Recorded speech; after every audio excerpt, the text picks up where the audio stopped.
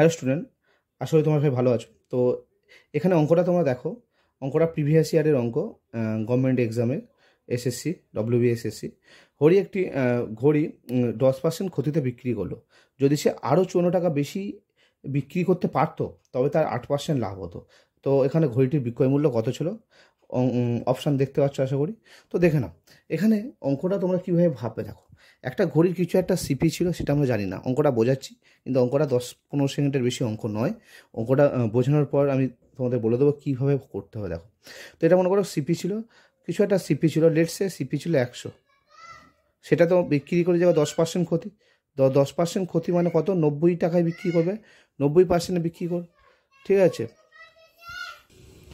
তো 90 টাকায় বিক্রি করবে। এখন এখন যদি বলছে ও যদি আরও 8%, 54 টাকা বেশিতে বিক্রি করতে পারতো, তাহলে এইখান থেকে বলছে যদি ও 54 টাকা বেশিতে বিক্রি করতে পারতো তাহলে তার 8% লাভ, মানে 108 টাকায় বিক্রি হতো। তাহলে পরিষ্কার বোঝা যাচ্ছে এই যে 54 টাকা যেটা দেখতে পাচ্ছ, এই 54 টাকাটা হলো এই 90 আর 108-এর মধ্যে ডিফারেন্স। অর্থাৎ 54 টাকার জন্যই 90 টাকা, 90 মানে 10% ক্ষতিতে বিক্রি হচ্ছে, আবার 54 টাকার জন্যই 8% লাভে বিক্রি হচ্ছে, অর্থাৎ বিক্রয় মূল্য হয়ে যাচ্ছে 108 টাকা। অর্থাৎ এই 54 টাকা যখন তুমি কমে বিক্রি করছো তখন তোমার বিক্রয় মূল্য হয়ে যাচ্ছে 90 টাকা, আর যখন তুমি 54 টাকা বেশিতে বিক্রি করছো তখন তোমার বিক্রয় মূল্য হয়ে যাচ্ছে 108 টাকা। আই হোপ বুঝতে পারছো এখানে। তো এখানে এই যে ডিফারেন্সটা হচ্ছে 54 থেকে 108, এদের মধ্যে ডিফারেন্স হচ্ছে 18%। এই 18%টা হলো ডিফারেন্স, হলো এদের দুজনের মধ্যে, যার জন্যই 54 টাকা কম বেশি হচ্ছে। তাহলে আমরা বলতে পারি 18% যদি 54 টাকা হয় তাহলে 1% কত? 1% হবে 3×18=54, মানে 3 টাকা। 1% 3 টাকা। তাহলে 100% জিনিসটার দাম তাহলে কত হবে? 300 টাকা। তাহলে পরিষ্কার বোঝা গেল 300 টাকা হলো ঘড়িটার ক্রয় মূল্য। তাহলে এবার বলছে যে বিক্রয় মূল্য কত? তো বিক্রয় মূল্য ক টাকা ক্ষতিতে বিক্রি করেছে? 10%, মানে কত পার্সেন্ট ক্ষতিতে বিক্রি করেছে? 10%। তো 300 10% কত?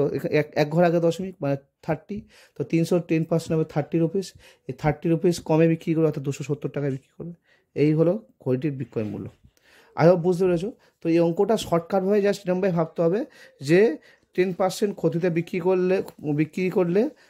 করে, আর 54 টাকা বেশিতে বিক্রি করলে 108% লাভ হয়।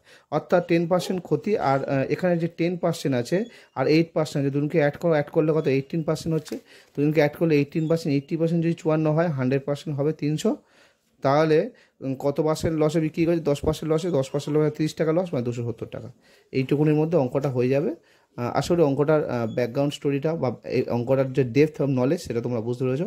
তো এই ধরনের ভিডিও পেতে চ্যানেলটা সাবস্ক্রাইব করো, আর ভিডিওগুলো ভালো লাগলে ভিডিওগুলো লাইক করো, আর বন্ধুদের সঙ্গে শেয়ার করো।